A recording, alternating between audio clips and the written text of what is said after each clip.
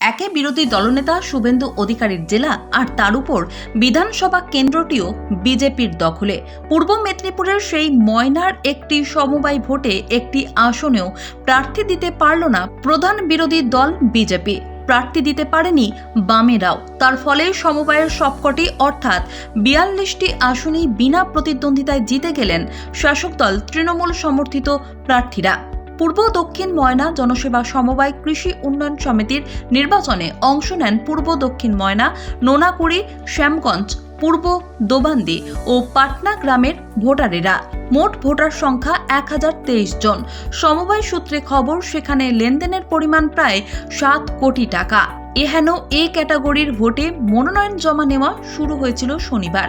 রবিবার ছিল শেষ দিন, কিন্তু নির্ধারিত সময়ের মধ্যে কোনো বাম এবং বিজেপি সমর্থিত প্রার্থী মনোনয়ন জমা দেয়নি।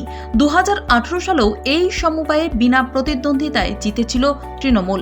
ঘটনাচক্রে এই সমবায় বিধানসভা কেন্দ্রটি গত ভোটে শাসক দলের থেকে ছিনিয়ে নিয়েছিল বিজেপি। ১,২৬০টি ভোটে তৃণমূল প্রার্থীকে হারিয়েছিলেন বিজেপির অশোক ডিন্ডা। তারপরেও বিজেপি এই সমবায়ে প্রার্থী দিতে না পারায় তাদের সাংগঠনিক শক্তি নিয়ে কটাক্ষ করতে শুরু করেছে শাসক দলের নেতারা। তৃণমূলের ময়না ২ নম্বর অঞ্চল সভাপতি সুশান্ত ভৌমিক বলেন, আগামী ২২শে জানুয়ারি সমিতির সভাগৃহে ভোট হওয়ার কথা ছিল। শনি এবং রবিবার মনোনয়ন জমা দেওয়ার জন্য ২ দিন ধার্য ছিল, কিন্তু বিরোধীরা কোনো আসনে প্রার্থী দিতে পারেননি। আমরা ৪২টি আসনের সবকটিতে প্রার্থী দিয়েছি। এই কারণেই বিনা ভোটে তৃণমূলের প্রতিনিধিরা জিতে গিয়েছেন। এ নিয়ে অবশ্য মুখ খুলতে নারাজ স্থানীয় বিজেপি নেতৃত্ব।